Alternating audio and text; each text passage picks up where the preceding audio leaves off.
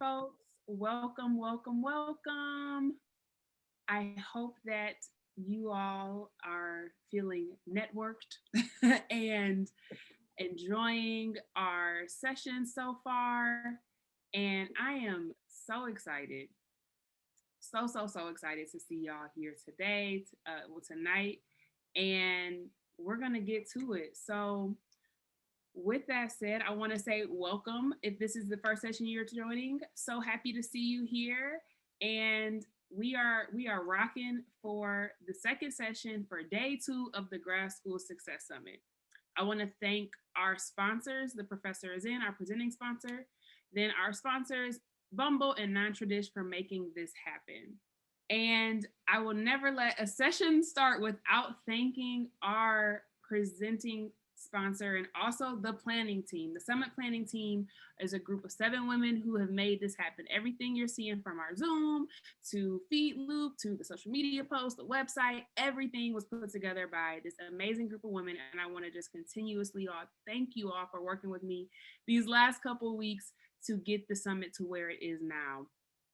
And lastly, I want to encourage you to use the tag GSS, hashtag GSSS. I know it's a lot of S's, GSSS 2021, and tag Black and Grad School, tag our speaker, Kiana, when you're enjoying her presentation today. All right. So I want to thank you all so much. And with that, I'm going to turn it over for Kiana to share her screen, and I'm going to do her bio real quick, y'all. It's going to be amazing. So, Kiana is a nonprofit exec. She recently completed her MSW, and she is all around just an amazing person. She is the exec, like I said, nonprofit exec behind Non-Tradish, amongst many other things. She has a wellness journal, and that's why she's going to be talking to us about taking care of ourselves in graduate school. But really, this is one of my friends, y'all. Like, for real, we met through Non-Tradition Black and Grad School and connecting, and I'm just so grateful to have her here. This is her second time being at the summit. You spoke last year during our wind down. Yeah. And just overall good people. Okay. Yeah. So I don't have her proper bio. We will include it. Read it. Believe me, she is thorough and vetted. But Kiana, thank you so much for coming today. Thank you so much for your support of the summit.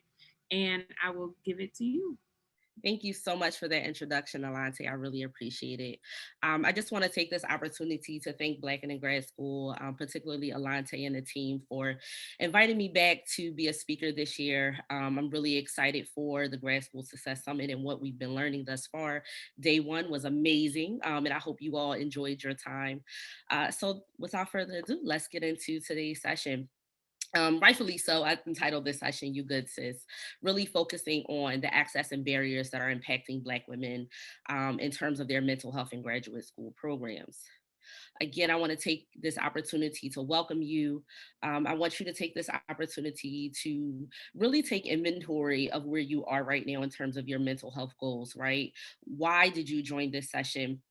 And what are some things that may or may not be coming up for you around how your mental health can be impacted in graduate school, right? It's a very real thing. And I do think that is something to continuously consider and to think about as you enter graduate school. And even if you are in graduate school already, how are you making sure that you're taking care of yourself while you're doing your research or while you're teaching? So it's really important. So like Alante said, my name is Kiana Daniel Smart.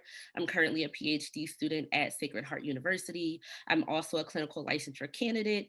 And so throughout this presentation, you're going to hear me talk a lot about just mental health and the impacts that it has on Black women, particularly Black women who are non-traditional students. And so without further ado, let's get right into it. Just a note that at the bottom of certain slides, there will be different quotes. And so this quote says, if you want to go quickly, go alone. If you want to go far, go together. And one of the things that I want you to understand is that this journey, this mental health journey, is not meant to be traveled alone. This is definitely something that you need to be in community with and for. So as we go throughout this session, please remember that there is a support system, there is a network available. And so I want to encourage you to inquire and then tap into those networks as well. On our agenda today, we just completed the welcome. We're going to talk a little bit about what the objectives of today's session is. We're going to look at some of the research, right? We're going to look at the numbers to see what the research says about mental health and its impact on Black and Brown students. We're going to talk about optimizing mental health resources and what that looks like, implementing positive coping strategies, recommendations, and then we'll follow up with some questions. I don't mind stopping the presentation if you have a pressing question. So if Alante or one of the team is looking at the question and it's really pressing, I don't mind stopping to address that. So some of the objectives we're going to be looking at is acknowledging and discussing the mental health crisis within higher education that impacts Black women. And this impacts their retention and degree attainment, right? We're also going to be looking at discussing the barriers to mental health access and the stigma associated with seeking support. We're going to be looking at providing resources and coping strategies to graduate students for optimal success. And then lastly, providing recommendations for advocacy and implementation of equity-focused mental health resources. Before we begin this session, I want you to take this opportunity to think about maybe you or someone you know possibly have struggled with mental health challenges while in graduate school. And if that's you, you don't have to raise your hand in the chat, but just something to think about. The last part is, if so, did you know where you could access support? And so in the chat, if you want to type in if you or someone you know experienced mental health challenges and if you knew where to seek out support. And I think it's really important just to have an understanding of how not knowing where to access those resources really impact our mental health. And I'll take a few moments if folks are in the chat, if you feel comfortable. So I want to talk about mental health accessibility and some statistics, right? According to a 2019 report, there is one college counselor for every 1,400 students, and this is depending on the size of the university. Again, this number can fluctuate back and forth. There's an average wait list of 4 to 8 weeks for the College Counseling Center, and 1 in 5 college students has reported some suicidal ideation. 75% of college students, particularly Black women, struggle with self harm, and 40% of college students identified as students of color. Some campus mental health services spiked 30 to 40% in 2019. And again, these are 2018 to 2019 demographics. And so we don't yet have the research and resources to kind of talk about how the pandemic has overwhelmingly stifled Black women's mental health. And so I anticipate these numbers to go extremely high as we continue on our journey. And just something to look forward to. 75% of mental health challenges have an onset of a diagnosis by the mid 20s, right? And so if you're a graduate student who you finished out through your undergrad and now you're about 20 to 23 in that area, those are the times we're starting to see increased diagnosis of mental health challenges. 21% of graduate students reported mental health challenges in 2019. 73% of African Americans have lower odds of seeking mental health support and treatment. And so this is really alarming, right? Because we know that 46% of African Americans, particularly Black women, are in college institutions, particularly predominantly white institutions, where there's a stigma of seeking out support. And so we're going to talk about some of that as we move forward. 60% of Black women are currently the head of households, and 33% of Black women students are parents. And here's why these two last statistics are extremely important, because when we're talking about Black women's mental health, we know that there is a distinct difference in challenges that we face that our white counterparts, as well as our male counterparts, do not have to face daily, right? And so some of us may be caregivers, some of us may be teachers, some of us may have career responsibilities.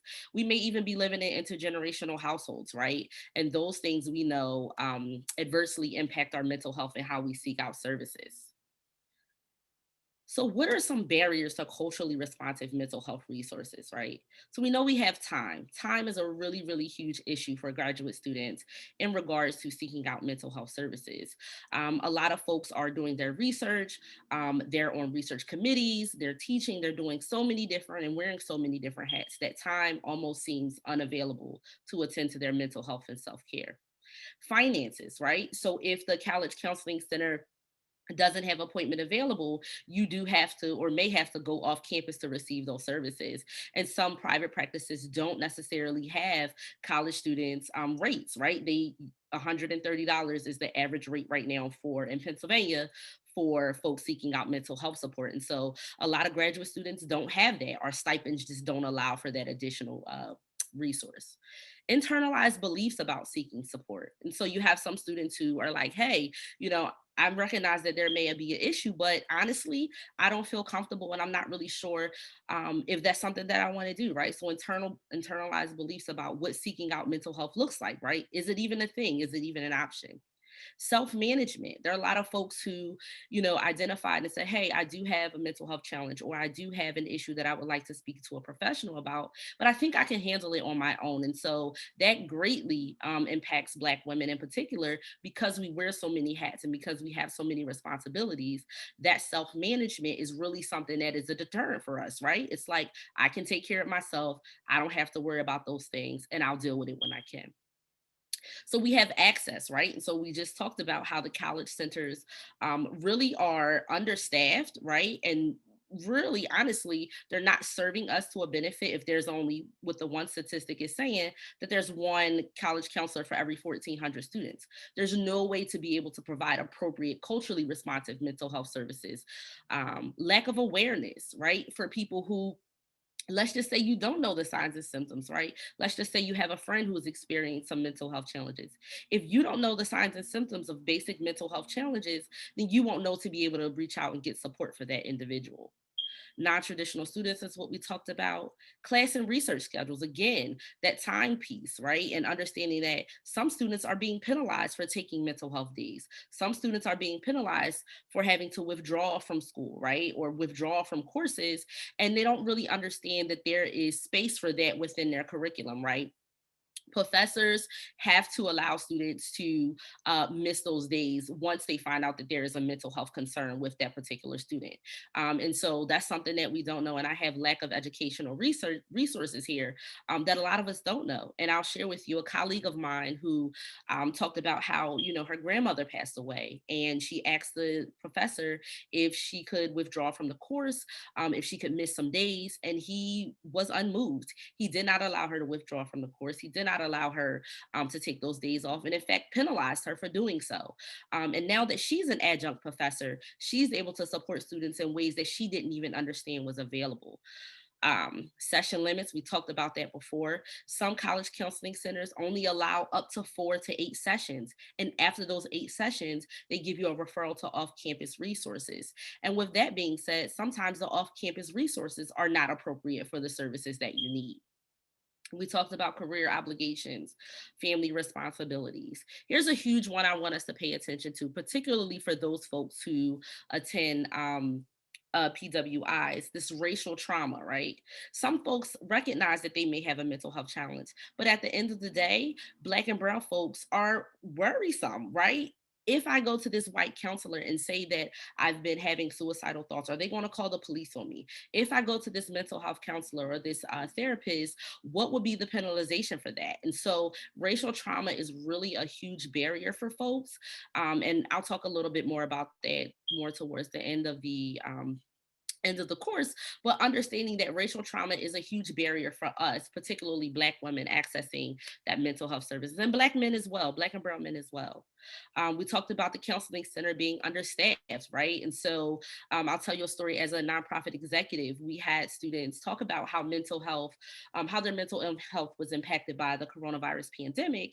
And a lot of students talked about how, they were having extreme anxiety and depression, and the counseling center turned them away, and they were not able to provide those resources because students were at their home city or home university. And so they weren't able to provide those resources in a way that they would have if they were on campus. Lack of representation, right? We talked about in conjunction with the racial trauma. Some folks feel more safe seeking out providers who are not just culturally responsive, but who looks like them. And that's we understand how the medical system and medical field has inherently treated us because of slavery and racism, right? And so rightfully so. And this is one of the things that I'll be talking about later on, about advocating for more representation within those college counseling centers. Lack of educational rights. And then misdiagnosed or overdiagnosed, right? In terms of mental health challenges, we have a lot of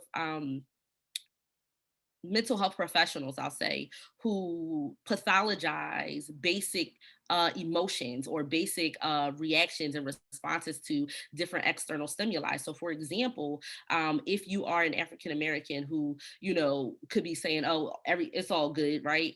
And to them, the mental health professional, it may be something deeper than what you're just saying. But for us, we already know what all good means, right? We know that it's something deeper, and we know that that's something that we need to explore. But for folks who are not culturally responsive, they may or may not be able to understand that language, right? And that creates a different barrier. And so that leads to particularly Black folks and Black and Brown folks being misdiagnosed and or overdiagnosed with mental health challenges. Something that I thought was really important throughout some of the research that I was doing for this session is the six most common mental health issues that students face on college campuses, particularly Black students. So we have anxiety, depression, grief and loss, suicide, eating disorders, and addiction. And I want to draw a point to, so I'm not going to go into each one individually. That's, for a completely different session, but I do want to hone in on suicidality and eating disorders. I remember a couple of weeks ago, or more like a couple of months ago, I was watching the Red Table Talk with Jada Pinkett Smith, and I believe she was speaking with Gabrielle Sidibe, if I'm not mistaken. And she was talking about Gabrielle Sidibe was saying how she had an eating disorder that went undiagnosed for years because not only did she not think it was an issue, in her mind, only white women or white girls have eating disorders. Black people never experience eating disorders. And so that is something that is just a misrepresentation of a mental health challenge, that there are a lot of Black and Brown people who are struggling with eating disorders who don't have the psychoeducation around what it looks like, right? And understanding that anxiety, depression, all of these common mental health issues, they know no racial and social economic background. Okay. Um, Something that I think is really important to understand is that a diagnosis does not determine who you are. It just gives you the information so that you can move on to starting a better life for yourself and whatever that looks like for you and getting the support that you need. When you don't have a diagnosis or you don't seek out mental health treatment, we leave up to chance just how we're going to respond to certain external stimuli, right? To outside when we're overwhelmed or when we're stressed. What does that look like for us if we're not seeking that mental health professional who can provide us that therapeutic modalities, who can really support us in what that looks like, and just how to live a healthier life. So something just to keep in mind. So, what are some stigmas associated with seeking support? So, first, we have the strong Black woman stereotype, right? And if not one, all of these things all encompass that strong Black woman stereotype, right? That we don't necessarily have the time to ask for support. We don't feel like we can ask for support, and we feel vulnerable, right? There's shame around it. There is some concern around seeking out help and support. And I'll tell you this, as a pre-licensed clinician, I have a lot of graduate students who will come into the private practice, and I get on there and I say to them, "Hey, this is your session. You lead, I follow. I have the therapeutic modalities to support you, but if you tell me it's too much or not enough, this is your opportunity to say that." And the next thing I know, women are crying because nobody has ever given them the opportunity and the space to say, this is your chance to talk about the things that you can't talk about with other folks, or this is your space. And so making sure that we can still be strong Black women and still ask for help, because weakness is not a sign of helplessness, right? Staying productive. I think this is really huge too, to that strong Black woman stereotype, and not being able to ask folks for help or feeling like you have to earn rest. Right. That's a really, really big thing that a lot of folks feel like, if I'm not productive from sun up to sundown, then I don't deserve the rest. Therefore, I must work all throughout the night and all throughout the next day. But I want to encourage you to step into where their ideology comes from. I talk to a lot of Black women and a lot of college students about, whose voice are you hearing when it comes to asking for help, or this idea, this social construct of constantly being productive, right? And so understanding that you don't always have to be productive, but rest is not earned, it is a given. First gen responsibilities. I talk to a lot of graduate students who say, "Hey, listen, I'm a first gen doctoral student, right? What does that look like? they're a family riding on the fact that I have to get this degree. And although some families may not understand what we're doing, they may not understand why we're taking so long to write a project or a paper, right? Because I know that's been my experience as well. But a lot of folks feel like their family is riding on the fact that they must continue and must complete their degree accomplishments. And so there are a lot of responsibilities held to where seeking support is kind of like almost null and void. It's like I have to get this done and I'll deal with it once I've completed this obligation.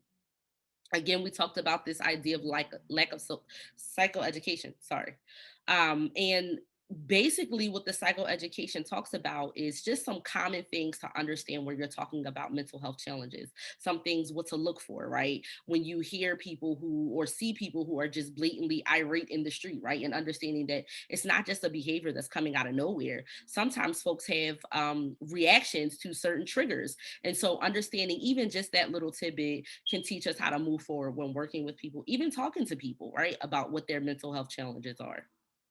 Of course, again, weakness is not a sign of helplessness. And so I want to encourage you all, if you do have questions, concerns, please, we can talk about it after this session, but please make sure that you are seeking out support wherever you can, because graduate school is no joke, right? Let's be very honest. It is very serious, and it is a time that it can even make you or break you. But I want to encourage you to surround yourself with your people, with your tribe, and no doubt about it, if you seek out that support, the support is there. The support definitely is there.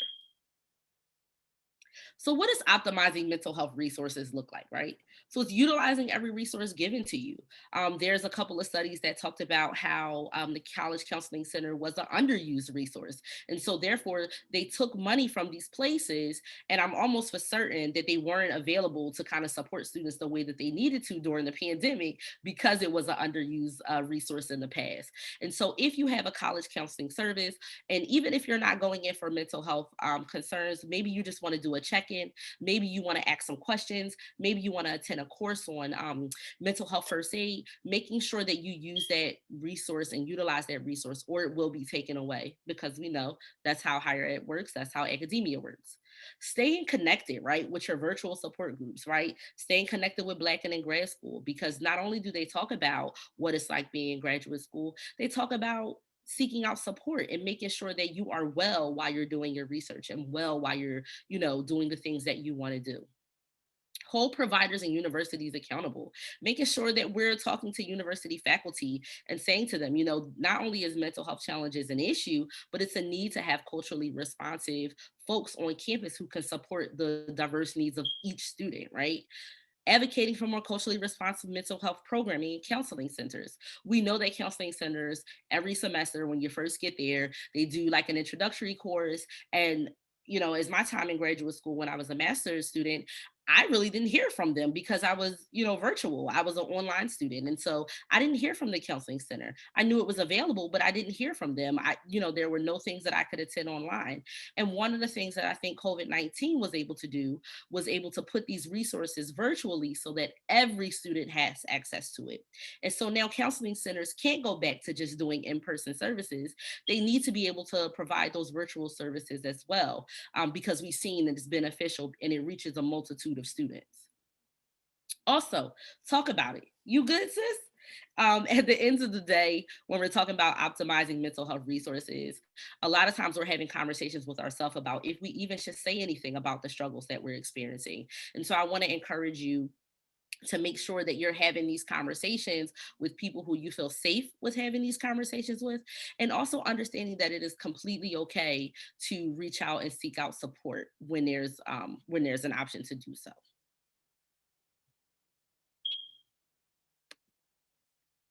Implementing positive coping strategies, right? What does that look like in graduate school? So we have a couple of things here that I teach my clients all the time, things that I do to kind of support myself as I get ready to go into my first semester. So we have the mindfulness practices. And I always tell clients, YouTube is great for this. They have a lot of Black women practitioners who do yoga and who do mindfulness meditations and guided meditations. And one in particular, her name is Jessamine Stanley. And she does this great mindfulness activity. And in the beginning of the session, she talks about how mindfulness is not this thing where you're trying to find that peace, right? Because that's what we've been taught. We're got to sit there and we got to hum and we got to get this peace that everybody's been telling us that's there. But what she talks about is how those thoughts, that is the time when you're doing mindfulness to really hone into them, right? And what she talks about is after a while, after you continue your mindfulness practice more than one time, those thoughts tend to pass by like clouds. And I really, really love that. And I actually, before we did the session today, I actually did that guided meditation and it was able to bring me back to center, is what I like to say. Peer support, what does that look like? Utilizing those safe spaces, your girlfriends, the virtual support networks. Also, there are a lot of virtual support groups online right now. So if you don't have mental health resources on your campus, and a couple of slides over, there are a lot of therapist directories who have virtual support groups that free or low cost for college students. Positive affirmations and self-talk. I always tell my clients, if you don't talk to yourself nicely, who will? Right? And so we have to understand that self-talk is one of the biggest things that not only keeps us in imposter syndrome, it keeps us from seeking support when we need it. And so making sure that you have your arms with your positive affirmations, making sure that you're talking to yourself about the things that are happening to you, right? Why is this coming up for me? Exploring what that looks like and seeking out support when you need it. External campus support, again, seeking out those therapists, those private practice organizations, even community organizations who may have mental health services, right? And then intentional movement. This is really, really huge, particularly for Black women, right? Because we tend to carry a lot of stress in our shoulders and in our back. And one of the things that I want to encourage you to do is when you're thinking about intentional movement is understanding that trauma, anxiety, stress, and depression, it often lives in our body, right? For years and years and years. It lives there rent free, right?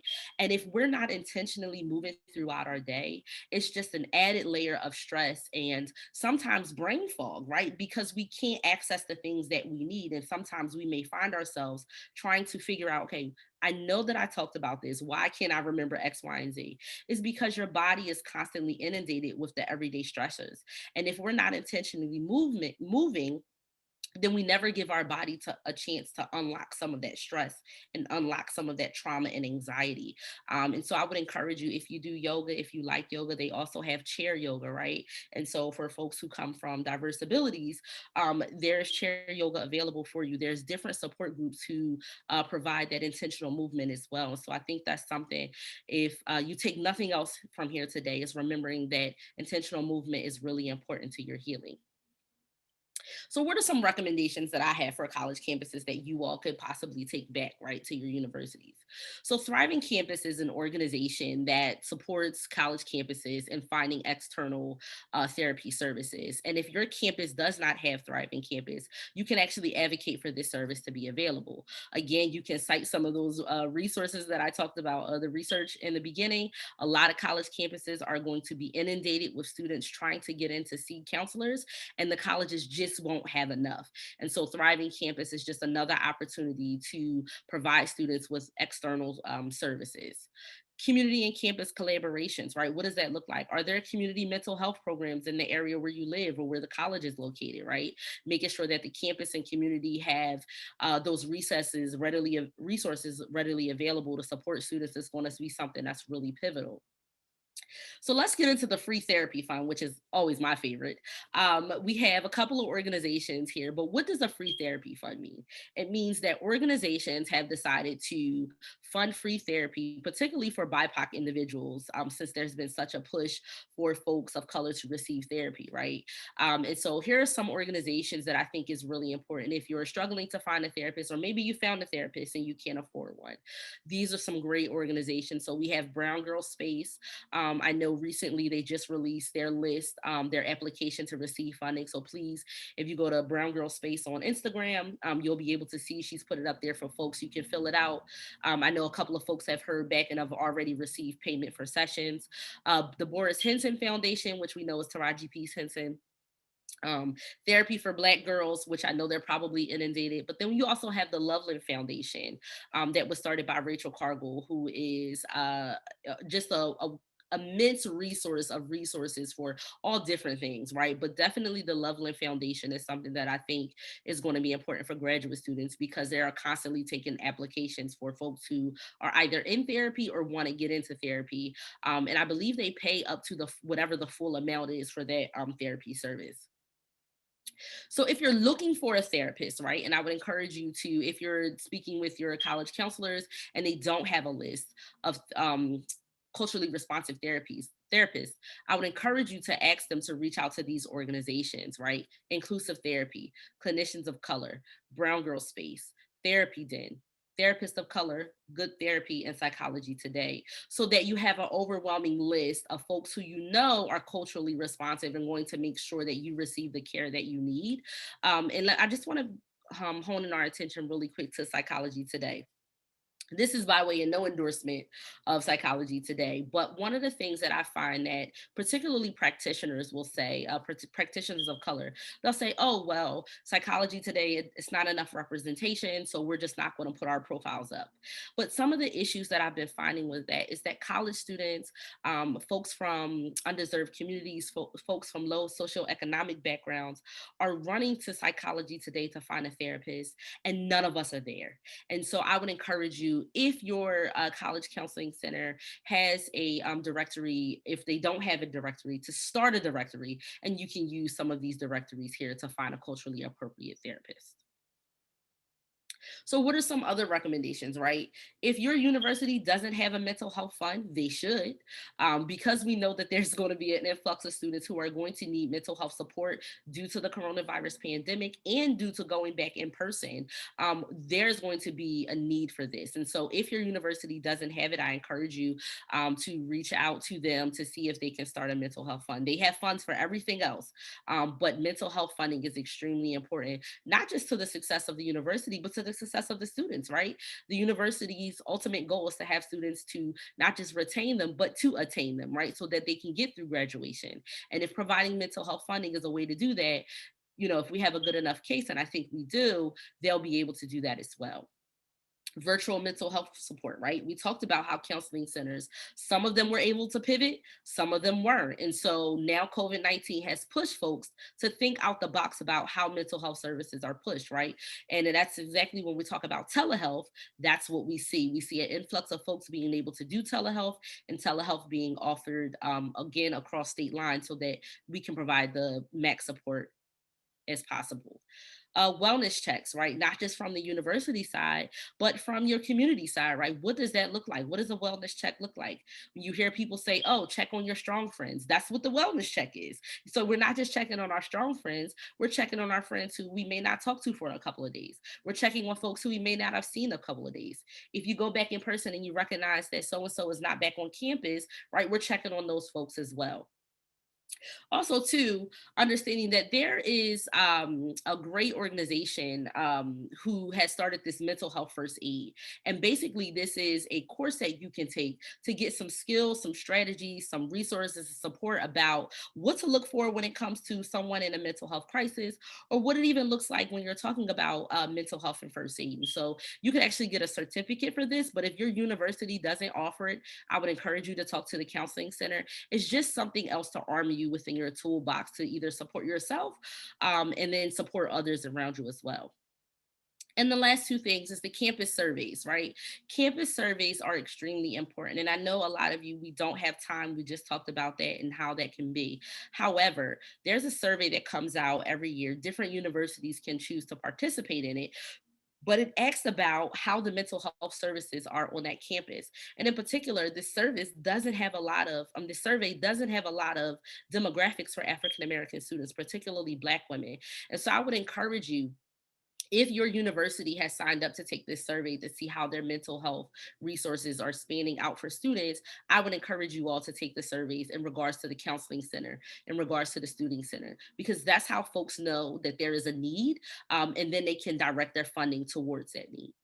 And then the last thing, the last recommendation is ask. If you don't know, if there is a concern, if you have questions, making sure that you make the ask, right, is really, really important, because if people don't know that there is an issue, you won't get the support that you need.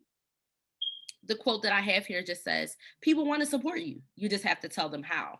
And I know it's easier said than done. We talked about that strong Black woman stereotype, but I want to make it known that people do want to support you. There are a tribe of people rooting for you. Just in case you don't know, I'm rooting for you, right? Alante is rooting for you. Black and in grad school, this entire team is rooting for you. And so people want to support you. We just have to give them something to support. And so this last quote I have is, ensuring that you're mentally healthy is a daily responsibility you owe to yourself. So whether that's journaling, whether that's intentional movement, whether that's talking to your tribe, whether that's taking the time that you need for yourself, setting boundaries, making sure that you're getting the rest that you need, you are your own responsibility, and your mental health is number one to how you will move, not just throughout graduate school, but how you will move throughout life. And so really taking this serious is really, really important. And if you need support, you can reach out to me. Also, you can reach out to those therapist directories that I put in the presentation. There are people who want to support you. Let us know, and we will definitely support you in that way. I want to take this opportunity to thank you for joining the discussion. You can stay updated with me at the Be Well Journal. You can email me at Kiana Daniels at Sunrise Wellness, which is the private practice that I work for, as well as you can email me at Be Well Healing One, right? It's where I do a lot of my speeches and organizations and different advocacy for students as well. And so again, I want to take this time just to thank you. And I hope that this was helpful. I hope that this is something to start turning your wheels about how you navigate your mental health.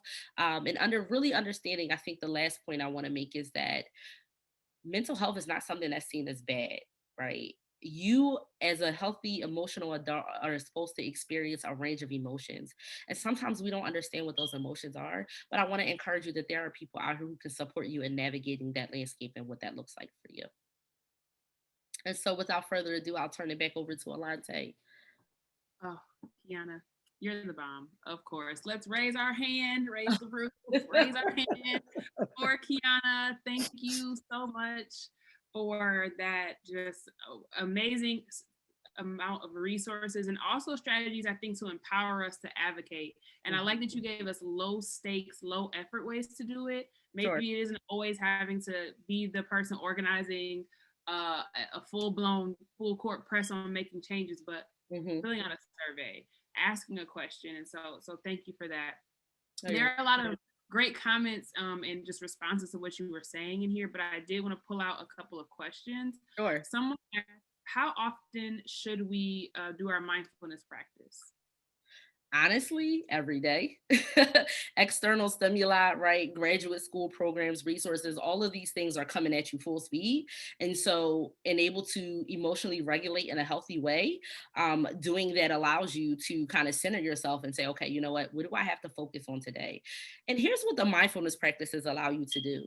They allow you to get more clear about what your goals are for that day. So if you're not doing that, you run the risk of going through your day like, oh my God, I got to do this. I got to do it. Always in a rush. I don't know if that's been anybody else's experience, but I used to find myself always in a rush to do family time because I'm a wife and I have two children and then get this paper done. And so I'm up at 4 a.m. in the morning. I told Alante at one point, I would come home, play with the kids, have a good time. And in the middle of the night from 12 to 4, that's when I did my best work. However, I was tearing my body down. I was tearing my mind down. So by the time the next day came, I'm jumping up like, oh my goodness, I got to do this. I got to do this. And so that mindfulness practice is going to be really helpful to not just help center yourself, but help you get centered throughout your day.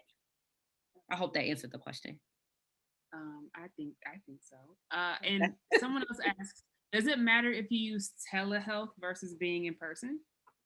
I'm going to tell you right now, I am a big proponent of telehealth. I love telehealth. And I'll tell you what I noticed when particularly Black women who are graduate students reach out to me. And the first thing I'll say to them is, thank you so much for being here. Thank you for it. Disarms folks. When you're not face to face, you feel like, people all the time on social media are constantly trolling folks, right? Because you behind a screen. But in terms of telehealth, it allows people to really disarm themselves and be free to say what they want to say as opposed to being face to face. Now, don't get me wrong. I like face to face for some clients. Some children that I work with, I do prefer face to face with those folks. But in terms of young adults and older adults, no, telehealth works well and it provides people access. The key to therapy is always providing access, not putting in additional barriers. And so if you're a college student, if you're a graduate student, sometimes you may not have no time till 9 and 10 o'clock at night. And so doing that telehealth, it provides you that access. I love that. I love that. Someone else asks, where can I obtain actually a couple folks, where can I obtain a certificate in mental health first aid?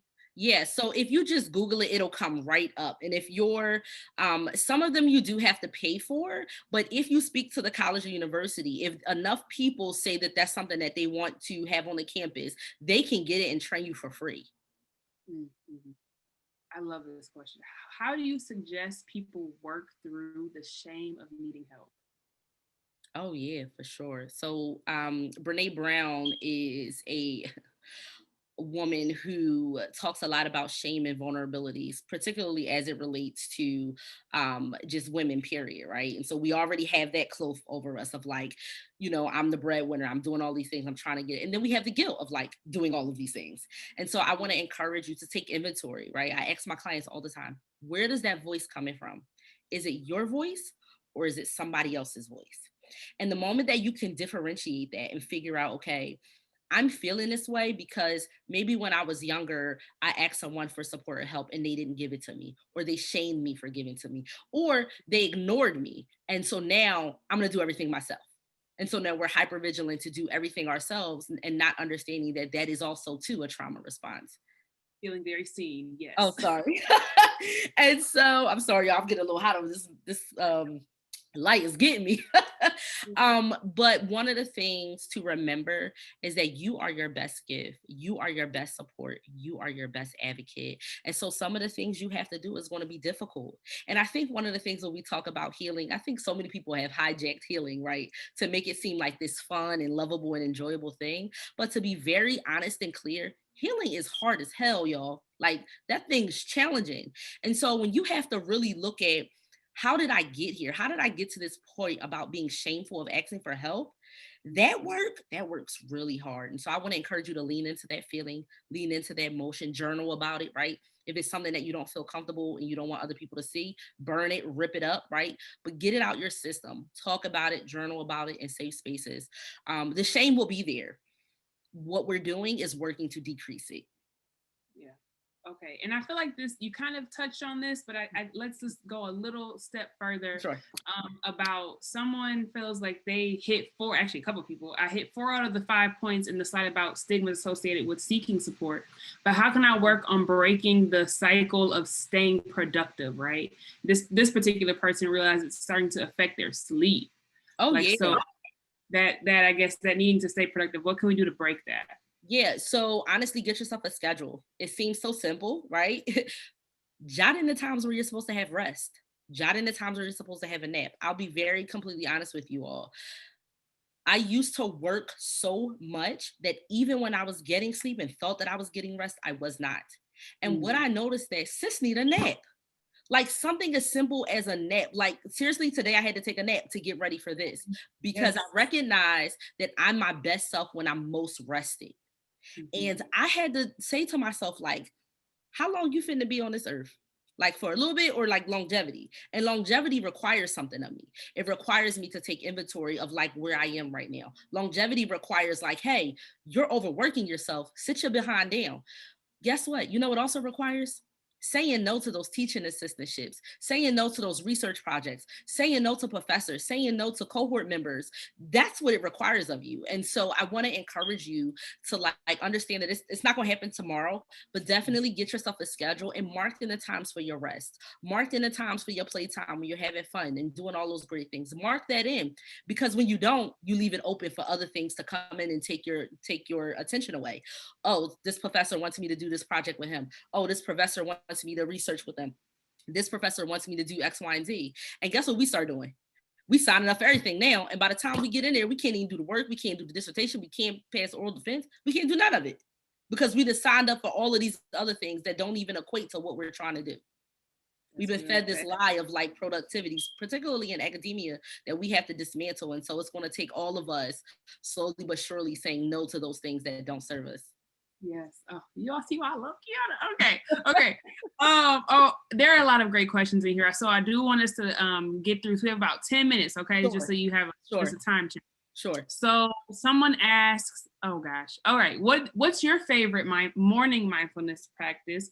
Or do you have suggestions for a good practice we can implement without a ton of time, that doesn't take a lot of time? For sure. I pray. That's the very first thing that I do. And then I journal.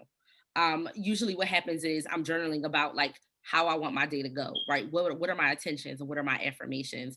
I have a couple of my clients who, let me show you my sticky notes.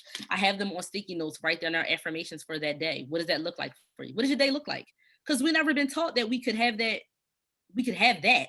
What does your day look like to set that intention? And so that's what I encourage you to set your intention in that way. I love that. I love that. It's a little bit of a pivot, but I know that you probably will have some great advice for this particular question. If you think you have a learning disability, where do you go, especially if you're in between schools? In between schools, community supports, as well as community mental health things. You can also, on those therapist directories, there are a lot of psychologists who do what they call pro bono and low bono work. So if you don't have a diagnosis of that learning disability, or you need additional support, medication management, seeking out a psychologist will be really beneficial for you. And then in those therapist directories, like inclusive therapy, you can put in what you're looking for and it'll bring it right up. And also this last thing, Alante, and I think this kind of speaks to, I don't know what the other questions look like, but I just want to say this. Just as much as the therapist is interviewing you, you are interviewing them. And so if you have questions about what your therapeutic modalities they're using, about what it's going to look, what sessions will look like, please don't feel inferior not to ask them. They want to be asked, right? Because you don't want to get in a situation where you're like, oh, I had this therapist and it didn't work the first time.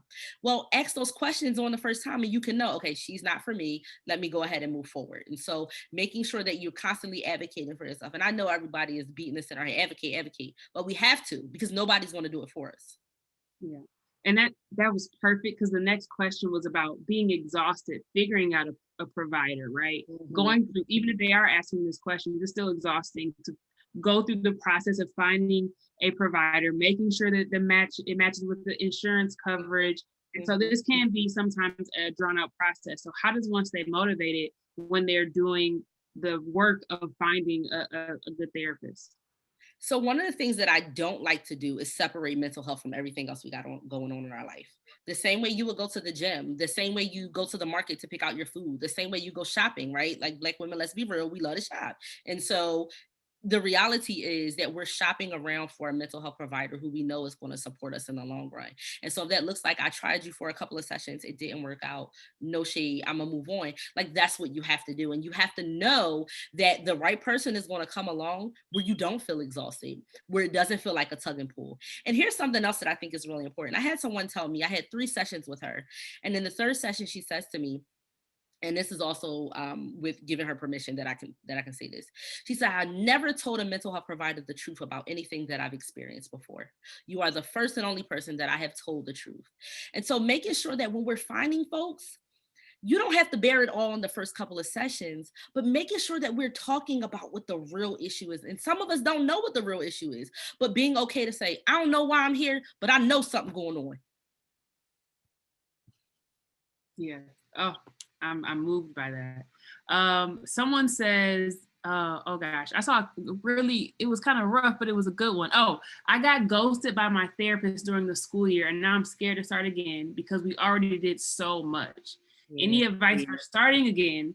I know you just kind of gave us a little bit, but any advice specifically for that? Like, what can you do when your therapist ghosts you? Yeah, so let's not put therapists on a pedestal. Therapists are really humans, right? I know we don't think they're human, but they are. And so when I hear ghosted, I hear maybe something came up, right? Because that's not in people's nature to just ghost people in this field, is my assumption. But I want to say to you, to continue to try again, right? Like, I understand the work that you've done. I would say look over the work that you've done, seeing how you have grown from that, but also understanding that when you are interviewing this next therapist, hey, listen, these are the things I already worked on. How can you support me in working on X, Y, and Z? And I understand she ghosted you, and I apologize for that. He or she ghosted you, I apologize for that. But I just want to make it clear that remembering that we're in a global pandemic, y'all.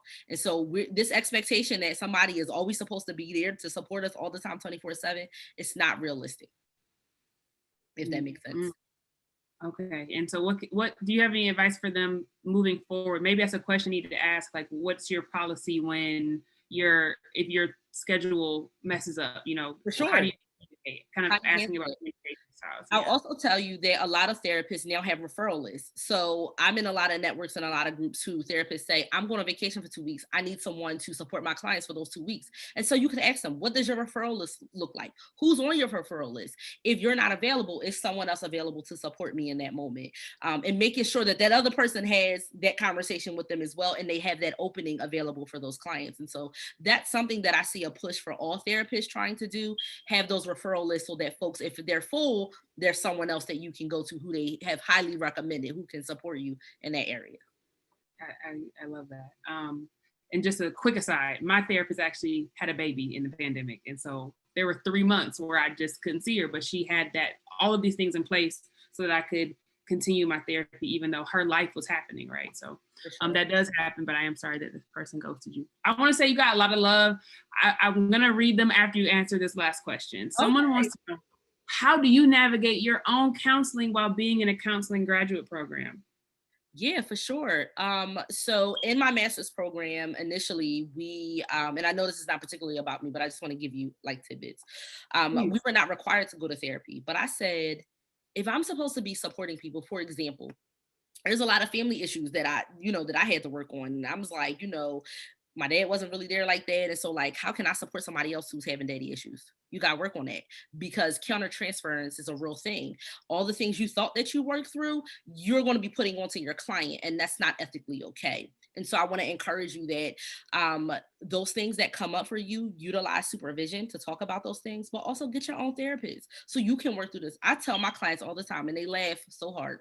Your therapist has a therapist. Yes, I have a therapist. It is no secret. Everybody knows when my session comes, I'm doing my set. Go away. I want to talk to you. That's my boundary. That's my time. I take back my time. I take back the onus on, the accountability and the responsibility that I bring to all of my relationships and all of the different things that I'm doing.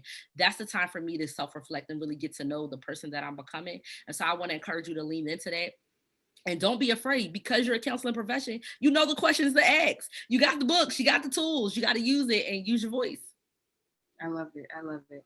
Okay, we got 2 minutes, y'all, before we get started with our IG live, but there's a lot of love in here. People saying, I struggled a lot with mental health since starting my program, and my school offers affordable counseling and appointments. I had to just simply get over feeling weak or like a failure because I needed help, right? Someone says they knew where to get general resources, but was really concerned about it being specific to Black women, so they're happy to do that. And also because at another person's college, couldn't find a Black counselor. Someone else has been doing telehealth for a year and they love it. And that little bit of additional time saving from commuting, right, driving to your therapist, has helped them stick with it.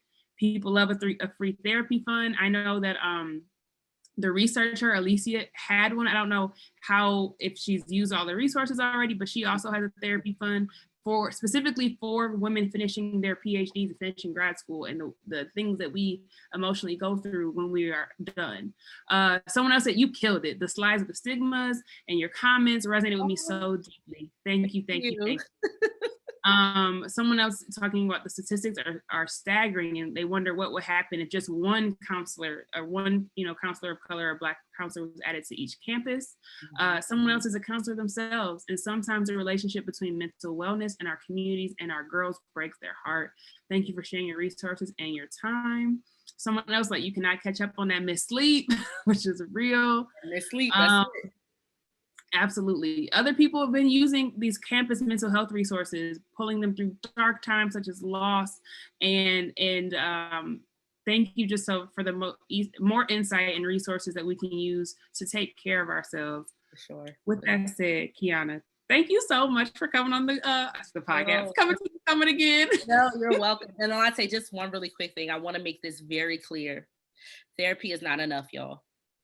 Once you're in therapy, gotta do the work. And I know it's hard and it's challenging and it's difficult, but I want to encourage you that you can do it. I'm here for you. I'm praying for you. I'm with you. You got people in your corner. If you need support, again, reach out to me, Alante. There are folks here to support you. And so get in tune with that. And always remember, whose voice are you hearing? Is it yours or somebody else's? Thank you all so much.